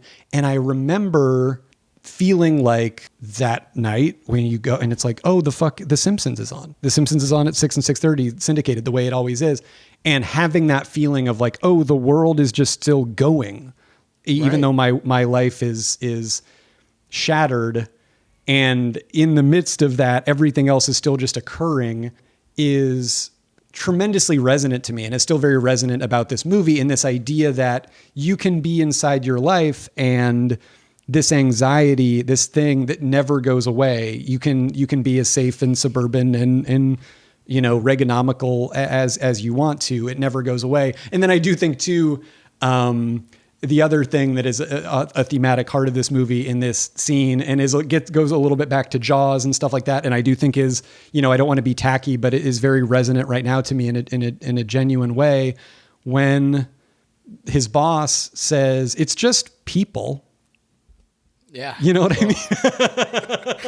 You're just like, and it's the mayor in Jaws just wanting to keep the beach open because it's a big tourist weekend. Yeah. It's just people. That's all is haircutters in Texas. Exactly. And that to me is a big part of the sort of like, I guess a little bit, this movie's not political, but is a almost political statement that resonates with me at this moment, and is kind of, you see that in great, film villains in just about every James Cameron movie, the corporate baddie who is just like, it's just people, it doesn't matter, and that to me is that's obviously, we'll learn the sort of the original sin that creates all the other badness that happens and blows back on everybody. Yeah, absolutely. I mean, we've talked about it on episodes in particular about Larry Cohen on this show, where sort of movies that have this message that is just vague enough that it can be applied sort of forward facing as well, where his movies have a very anti-authoritarian bent to them, where every politician and cop and everyone is corrupt and like just such a negative opinion of how everyone is trying to step on the little guy. And so, it's made in the early 70s, and it doesn't matter because these sort of themes still apply to today's society, and that makes it, even if it's not necessarily an overtly like I'm talking about this moment in politics right now, it does feel political because of sort of just the way that our society is shaped right now. Yeah, absolutely. So I think that it's really interesting. And I agree with you. I think the fact that it's weirdly the fact that it's so kind of general that allows it to exactly what you said, that allows it to still kind of resonate today. Absolutely. Is it's great.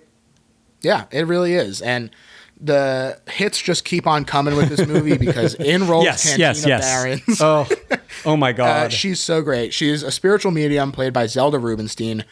She was only on set for 6 days, but what a performance. She Absolutely. just totally owns the screen when she's on it. Super iconic.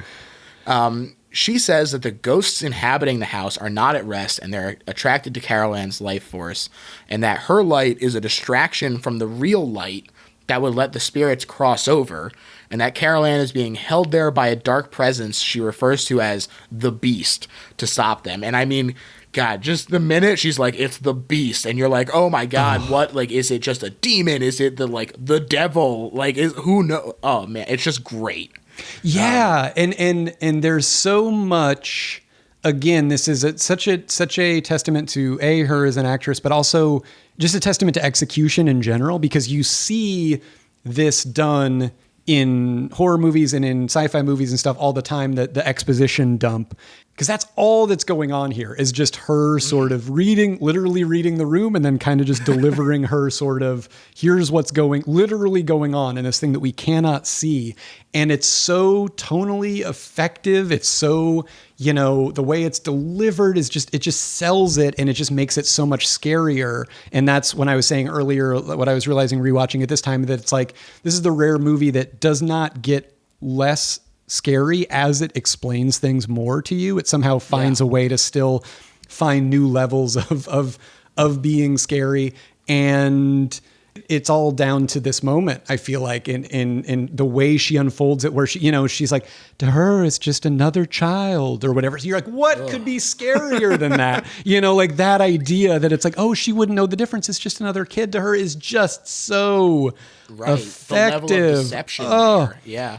And also too, not to get, I don't know, it's, whatever, or I guess to get something, but like, you wouldn't, again, it's corny to say you would never see this in a movie today, but like the idea that so much of this is anchored by these two older female actors who, are so different, but are both allowed to be themselves and to be completely different characters, and are so effective in so many different ways, but are kind of serving some of the same roles, but also very different roles. And they're kind of a team. I don't think you would see that. You know what I mean? Like, sadly, in a movie today, I think it would be like, well, we got this one, we got, so-and-so, and they're going to be really great. And they're kind of holding down the older actress thing, if you even have that. And so I think that it's neat to see, both of these, not 22-year-old female actresses get to like do their thing so completely, and are both so the like hearts of the movie and what's scary about it in many ways, way more so even than a crawling steak. Right. Yeah. They're really given the space to work. And I agree. I think that that's really an admirable thing that they do in this movie. And it, not only is it to the movie's credit, but I think that it benefits the movie immensely because they do just such a great job with it. So, it definitely pays off. And the assembled group discovers that the entrance to the other dimension is through the bedroom closet, while the exit is through the living room ceiling. And for the single listener who gives a shit, this sort of wormhole where the two spaces intersect at the same point is called a Riemannian cut. So there you go. Oh, how about that? And they pass a rope through the portal to enable them to find their way out. And Diane goes in after Carol Ann. But this moment where Diane is like, let me go in after her. And Tangina is like, you've never done this before. She says, neither have you. And she like thinks about it and is like, you're right. Just so good. A really great moment. And she goes in But Steve, who's the one who's anchoring this rope, doesn't follow the instructions exactly. And so a giant demon emerges from the closet. And this face is just so shocking, the way that it just takes up this entire area out of nowhere. It's so great. And it's quick, too, because Tangina drives it back in. But you know, it's enough that you're shook and things start happening all over the place. Carol Ann and Diane drop from the ceiling in the living room. People are trying to deal with what they've just seen. It's a really hectic moment. Following up what has been up to this point, like you said, a lot of dialogue. It's effective, but it is much more slow paced than sort of this frenetic energy that's sort of unleashed in this moment.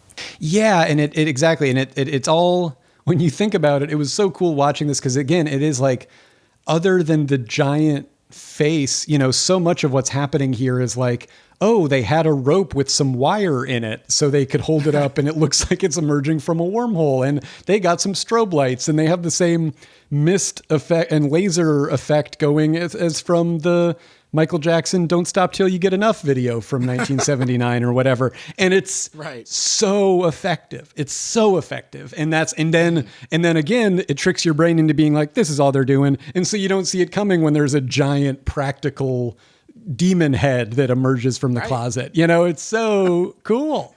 So cool. It really is. And so much, I think, comes from this moment. And I think like in it culturally and the kind of, we're doing a balance of sort of like, yes, there's this demonic weird force, but we're also kind of looking into it with science. And there's this kind of, obviously there were things that predated this that were doing that. But I think it's such a cool, important, neat moment, and tonally and texturally, all that stuff is so cool and helps it feel more plausible somehow. And I don't know, it's just, you know, it again, all my points just lead to, it's great. Yeah, well, you're not wrong. And I mean, it's really nice having sort of this relief moment where they're unconscious and covered in ectoplasm and Diane has a new gray streak, but Carol Ann is back. Diane is there. They're recovering. Tangina declares the house is now clean. It's like a very satisfying moment. But I think that because this moment is so satisfying, you know, when the next morning, they're packing up to get the hell out of there, and Steve goes to quit his job, and Dana goes on a date. But the first, like you're watching this and you're like, okay, it's seeming like it's going on a little too long, considering things seem to have been wrapped up.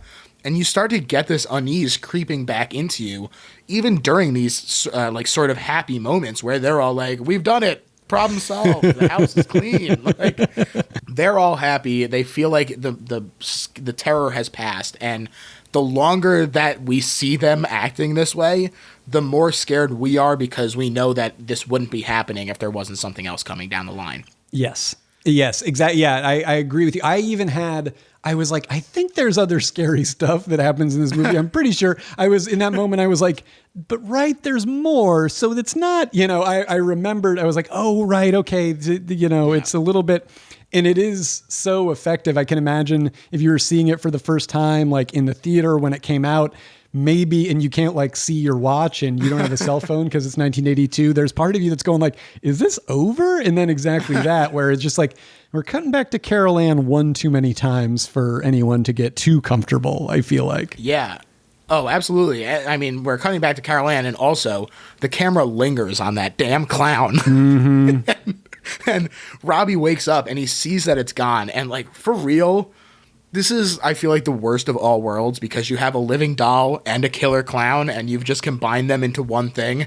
And I'm just like, this is really like the distillation of so many people's fears. Oh yeah. And as another weird touchstone for me for this movie that I feel like, especially as a kid, was my grandparents, when I would go stay with them in like their guest room, it's like had just a creepy clown doll in a chair, where you are like, what was the generational dividing line where that went from being like cute to creepy. I don't know, but it was definitely, we were definitely existing, you know, on the precipice of it, and it was really scary. So yeah, super duper effective. And I mean, not only is it missing, but the beast in this moment now launches its ambush.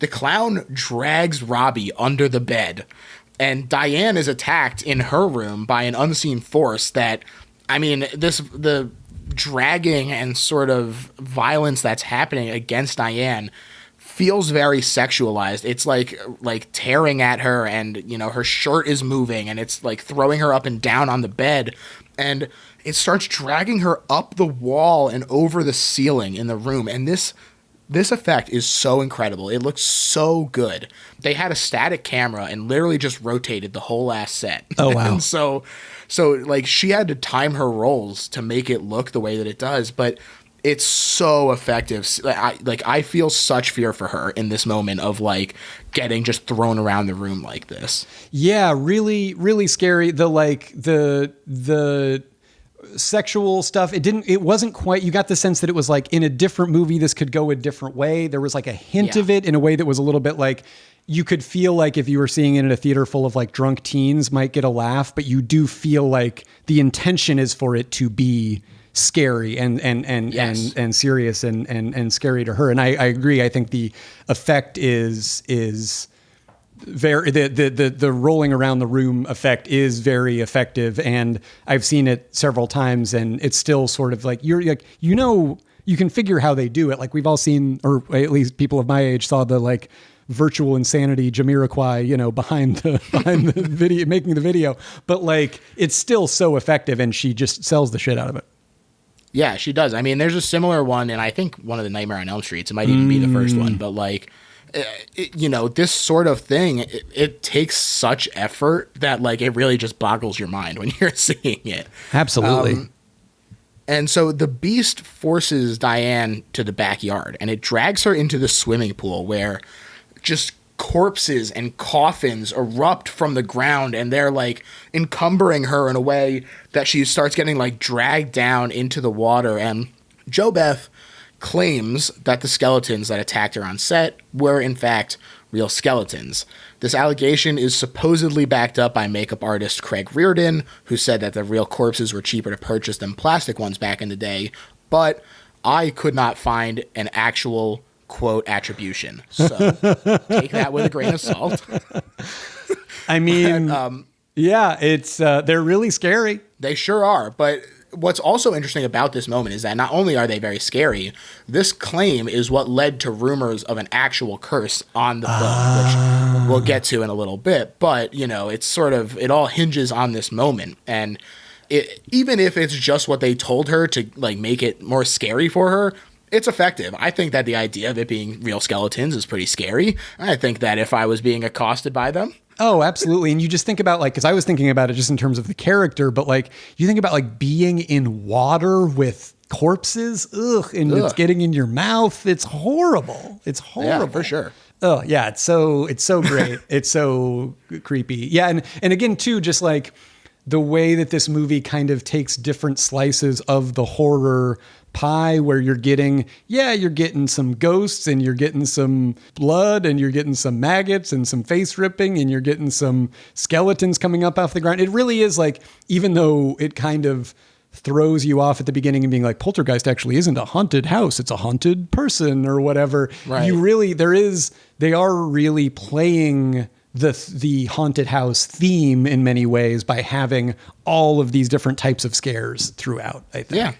And I think it's also interesting that so many of the scares happen in different areas of the house. Yes. Like a haunted house. You know, you sort of move from area to area, and you get a different jump in each different spot. So I think that is a really interesting point as well. And she's screaming in this pool, and she's trying to claw her way out, but thankfully, the neighbors hear her. They despite having, not been on the best of terms, they help her out. She manages to climb out of the pool, and she goes back to the house. And I really like this moment as well, where the hallway stretches as she limps and then runs down it in her rescue attempt. I mean, that's an effect I can always get behind. I love impossible geometry stuff. One of my favorite books of all time is House of Leaves. It's absolutely incredible. It's so scary. And basically the idea of like a house being bigger on the inside than it possibly could be when you look at it, like something about that just really chills me. Yes. Oh, absolutely. It's so, it's great. And again, it's like the most classic little effect, but it works so well in this moment. Absolutely. And she makes it down the hallway. She bursts into the children's room and she finds that this closet has become the gaping maw that you sort of alluded to earlier, trying to suck the children in as revenge for foiling the plan. And looks great. Totally practical. Just looks absolutely spectacular. No kidding. And I mean, I think if people haven't, I think if anybody's listening to this, they've probably seen the movie, but I was obviously like, I like the TV show Stranger Things, but if anybody likes the TV show Stranger Things, you have to see this movie because it is obviously Stranger Things really very proudly wears its kind of 80s Spielberg-y influences on its sleeve. But I was even, having seen this movie a lot and having seen Stranger Things, very like, so I was surprised by how much it directly is, referencing Poltergeist and a lot of the visual language and the sort of creepy, weird biological elements that start to occur with the portals and stuff and the other side and everything, or the upside down in Stranger Things case, it was neat to see that. And just really effective effects work on that sort of creepy, that production design is just so effective and cool and still looks great. I totally agree. And this moment that you mentioned in the photo happens where she's rescuing the children, she's holding on to them. It's a really nice moment of teamwork, making the dream work there as they all hold on to each other and they escape to the outside only to have more rising coffins and rotting corpses. It continues in their house, their yard, throughout the neighborhood. It's really scary. Again, this sort of reminds me of The Invitation, where like it's scary enough when this happens in one isolated spot.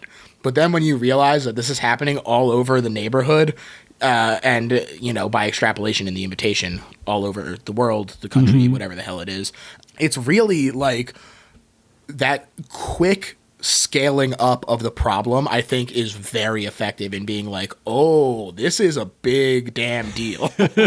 Oh yeah, no, for sure. And the feeling that you have nowhere to go, like it's not just if I can get out of this one haunted area, I'll be okay.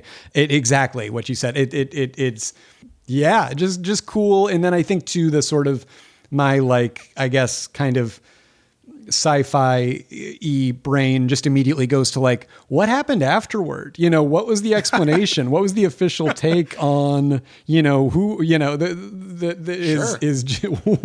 how did this real estate company justify this? Because like jets of flame are shooting out the house. That's the thing. There's a literal pillar of flame.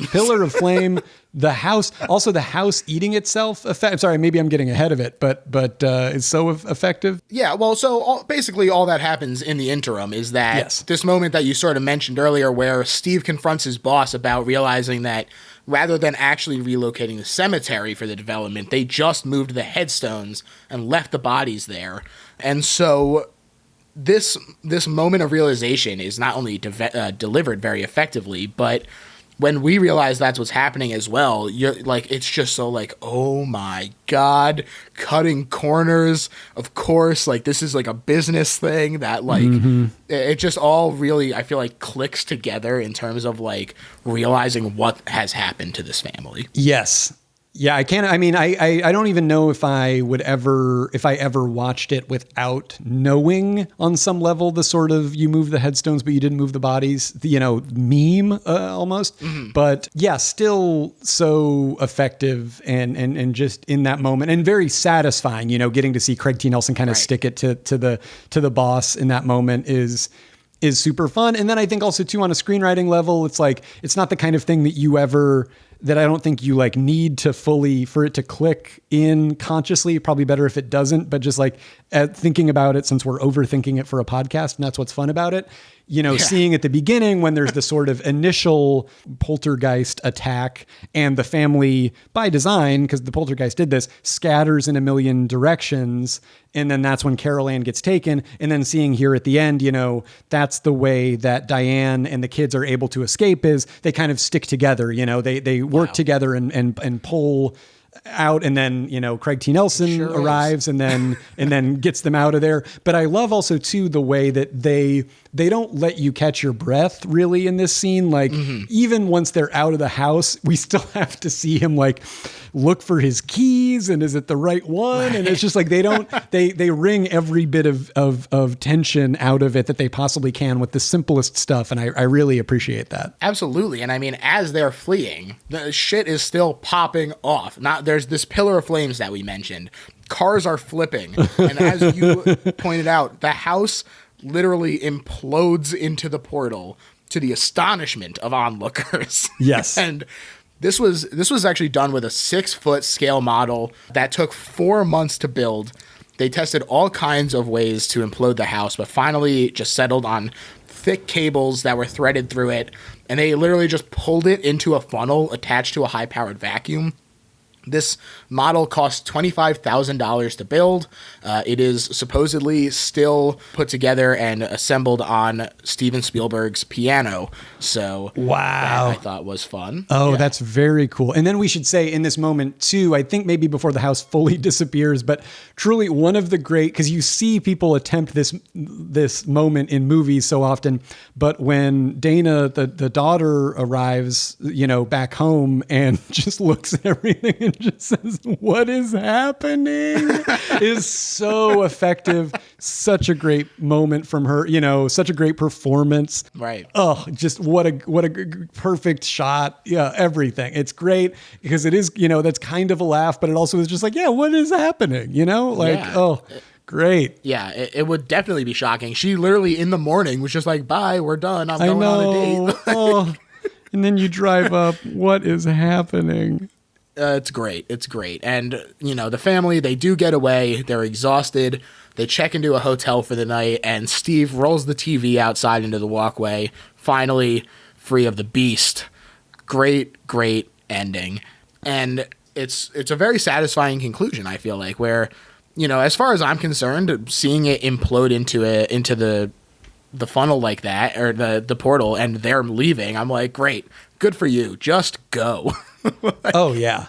And the way they're all so tired is just so believable. You just buy it. You're with them. You feel that. And yeah, great last shot. I think that's one of the, even though there's been many year gaps between me seeing this movie, I always remember that shot. It's so great. And it is kind of, again, like I said, I think this sort of like anti-TV social commentary could be a little bit overstated in this movie, but such a perfect little through line, to start with the TV signing off and then to see him push. It's perfect. It's the kind of thing where as a storyteller or a screenwriter, you're green with envy at that idea and at that execution, and that it worked. Absolutely. That it's not silly and over the top. Oh. I agree. I think that it's a nice cap. Oh, and then I watched this time when I was kind of gathering my thoughts after I was finishing watching the movie. I let it play through to the very, very end, and there isn't a post-credit stinger, but there is something that I found to be much creepier, which is when you get to the end of the credits. Do you know what I'm talking about? Yeah. They laugh, right? Oh God. Yeah. There's like creepy. So it's like this cue from the movie where it's like everything's back to normal and it's from the beginning of the movie. And I think it's called like Carol Ann's theme or something. And then, there's all this like a lullaby kind of thing. Creepy little kid laughing at the very end. And it goes on for a really long time. Yeah, it's very creepy. And I think that not only does that creepy sort of lead it going out, like I said, there is this supposed curse that surrounds it where, it's the spookiness sort of leaps off the silver screen. There are a trio of untimely deaths associated with this movie. Dominique Dunn, who plays Dana Freeling, was strangled by her former boyfriend in the driveway of her house a few months after the release of the movie. Really brutal. She was declared dead 5 days later because she was actually brain dead first. Really just awful stuff. Heather O'Rourke, who played Carol Ann, died at just 12 years old after developing a bowel blockage. And she died despite having no prior symptoms of this. She was diagnosed with stenosis of her intestines, which is kind of like when the intestine itself like narrows, and that's where the blockages come from. But this is a congenital disease. And, at 12 years old, you would think that she would have exhibited some symptoms prior to that. And so doctors are really kind of baffled by this sort of out of nowhere disease. And then this continues to strike with the bizarre deaths as recently as April Fool's 2009, although this is not a joke. Lou Perryman, the guy who sticks his head in the window and drinks the coffee, was killed with an axe by a 26-year-old in Austin, Texas. Oh my gosh. Yeah, just like all of these violent or unexpected deaths that are associated with it has definitely led people to sort of view the movie itself as like a cursed production, which I think is interesting. It's definitely unfortunate for all these people. I would certainly rather them have not died, but, it does sort of lend this interesting aura to the movie. Yeah, I mean, I definitely heard about it. It is, it's so super, super sad, and also is the kind of thing that it's genuinely scary because it's a scary movie. So, it kind of like it is. And this dealing with the unknown. Exactly. It's so much of like, well, it's probably nothing. Right. But. Yeah. No, exactly. And it. Yeah. Oh, yeah. I just put that together when you were talking about the Dominique Dunn. I was aware that, she had been murdered, and then I just put that. I don't know how I forgot about that, but yeah, horrifying. Yeah. Sure is. At the end of the day, it's an incredible movie. DC, this is now the part of the show where we sort of summarize what makes this the best horror movie ever. And so I'll let you kick it off for us. Really just sort of we just bring it all into a quick little list of why this is the best for us. Sure. I've expounded at length, so I'll try to be as quick as possible. I mean, I think, obviously I'm not breaking any new ground here, but when horror movies can take the mundane and make it scary, that's obviously the scariest because we are the most steeped in the mundane every day. And this movie does that over and over again. And the way that it kind of uses the haunted house genre to sort of make every part of this very... One thing I meant to touch on that I really liked, or that I think was kind of breaking new ground with this movie at the time, and is goes into why it's so great, is that, most haunted house movies, it's this idea of there's this old specific house, the Amityville house, and it's got those specific, that little architectural, those windows that are like eyes, or it's, an old Gothic mansion that was owned by such and such, and it's got this history to it. And what's so scary, I think, about this movie is it's that, but for sort of like prefab suburban housing that is by its nature character free, that's almost promising you no history here, folks, like, don't worry about it. They say in the movie, they say that I can't tell one house from another. Exactly. And so the idea that you would have, even in that, you can't escape, you can't get far enough away from the unknown by trying to raise a bunch of crappy Adobe walls is very, not Adobe, but like, drywall. And it appeals to me very specifically also from growing up in that kind of suburbia and still, I guess, feeling like, ooh, is there more here? What's going on? And so I love that. I love all the performances. I just think there's so many great different types of scary things. And I do think it, more effectively than any other movie I can think of, really plays with the idea of and the vocabulary of childhood fear. And that is the scariest in many ways. It's when most of us, even if we learn to not be afraid of the things that we were afraid of, that's still in many ways like, the scariest we can feel is that sort of being a kid, not knowing what's happening, feeling out of control. And so is super duper effective and just well shot, well scored. All the ticks all the boxes, 10s across the board. And also you could show it to a particularly, I think, like if they're ready for it, 11, 12, 13-year-old, because again, it's not super duper R-rated, crazy, gory. It just is like right on that edge of tipping between childhood fear and adulthood fear. And also just all the mortality stuff I think is super great, super well treated. And in many ways is dealing with some of the most elemental fears possible. So for that reason, Poltergeist is the best horror movie of all time. I think that you've sort of touched on something really interesting in the idea that you could show this to someone who's maybe a little bit younger, because I think it's so fascinating that this is an effective and satisfying horror movie with a body count of 0. Yes. Nobody dies in this movie. That's a great point. Which I think is, like, I can't think of anything else that does that, even just by virtue of, like, usually there's one to establish stakes.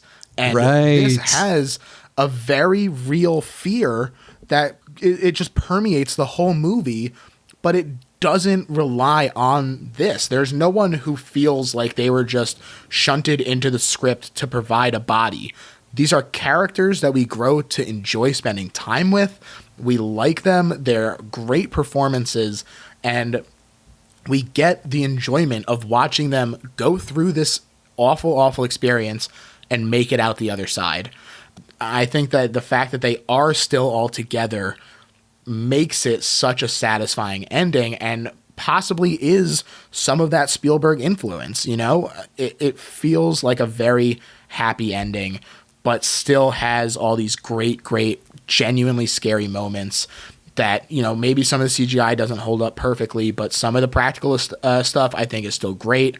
A lot of the scares that are a little more ethereal instead of like I'm looking at something scary really, really work still. And yeah, to me, that's why this is the best horror movie ever made. DC, this was so much fun. I want to thank you so much for coming on, and tell them where they can find you. Oh, yeah, sure. If you liked hearing me talk into a podcast microphone, I have a weekly podcast called Stay for Dinner that is about home cooking and everything that food and cooking are related to, which is everything. So whether you like cooking or you don't like it, still check it out, because I think there's something for everybody. And I think cooking is also, a lot of people are doing it right now that never thought they would be doing it. So I conceived of the show a while ago, and I wanted it to be a place where people could go and maybe get it a little bit more demystified for them. So check it out if that sounds at all interesting to you. And the time is definitely ripe. Yes.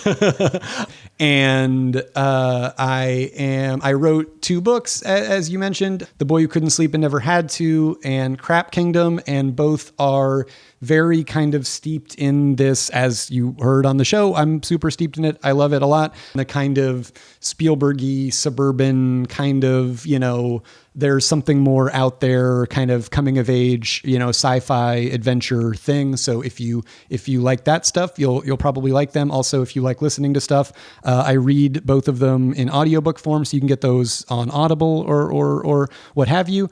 And then I'm on Twitter at twitter.com/DC Pierson. And I'm on Instagram at DEECEE Pierson, because I joined Instagram in 2019. So everything good was taken. A little too late to get just straight up DC Pierson, exactly. I imagine. Yeah, I think like David Christian Pierson might have jumped on that one. Damn you, David Christian. I know. The chosen one. Definitely go check DC out at all those places. The podcast is great. Go buy his book. Support the man. And you can find me on Twitter at Gerg Hef. You can find the show on Twitter at Little Horror PHL.